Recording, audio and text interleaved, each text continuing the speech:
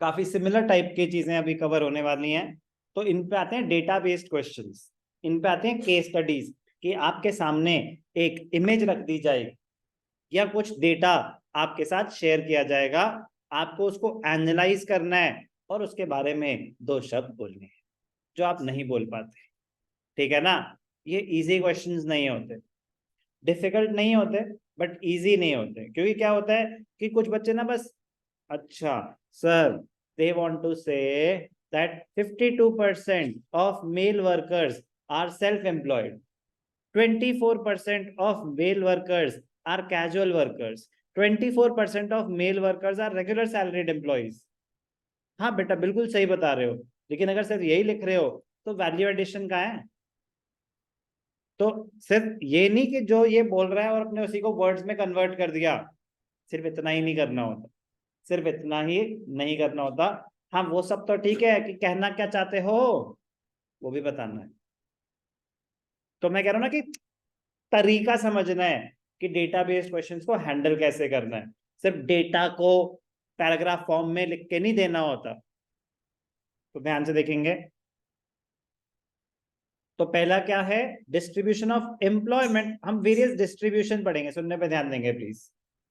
Distribution पहला क्या है? Distribution of employment by gender. By gender मतलब male. What are the different types of employment? Self employment और wage employment की दो होती हैं, आपके रेगुलर सैलरीड और कैजुअल वर्कर्स। ब्रॉडली दो टाइप की, एक सेल्फ एम्प्लॉयमेंट, एक wage employment. Wage employment further sub divided into regular salaried and casual workers. तो तीन हो गए। इन तीन में कैटेगराइजेशन मेल और फीमेल। तो by gender, distribution of employment by gender. From the pie diagram, the following points are noted. Self employment is a major। अब है ना कि कैसे वैल्यू एडिशन हो गई, दिख रहा है ऑब्वियस, लेकिन दिख रहा है और लिखने में फर्क हो जाता है ना। तो पहली लाइन ही क्या आपने वैल्यू एडिशन कर दी? Self employment is a major source of livelihood for both men and women.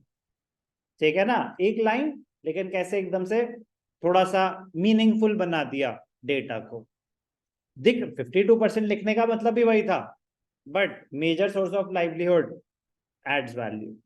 Casual workers account for the second major source for both men and women.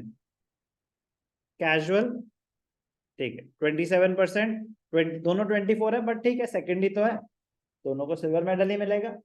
तो सेकंड मोस्ट यही है, second major source.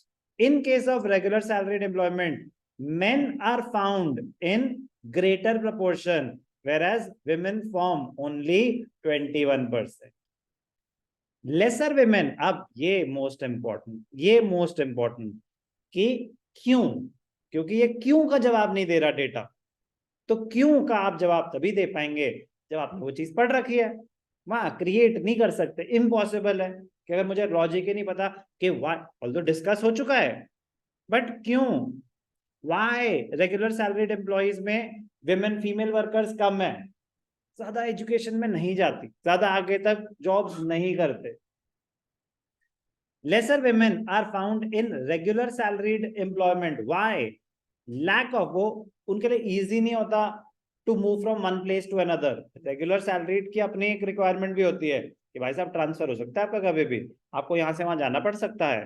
तो lack of mobility among women due to social constraints। बच्चा कौन संभालेगा? मैं संभालता हूं। Regular salaried employment requires job skills, तो स्किल्ड होनी चाहिए।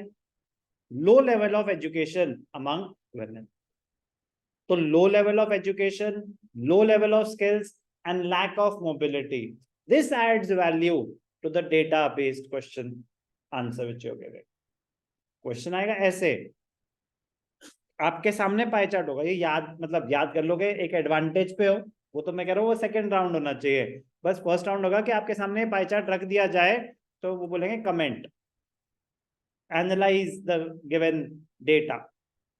तो ऐसे लिखना होता है, कौन सा मेजर है, कौन सा सेकंड मेजर है, फिर किस में क्या ज्यादा और क्यों। एक लाइन किसी चीज की, हर एक का क्यों नहीं।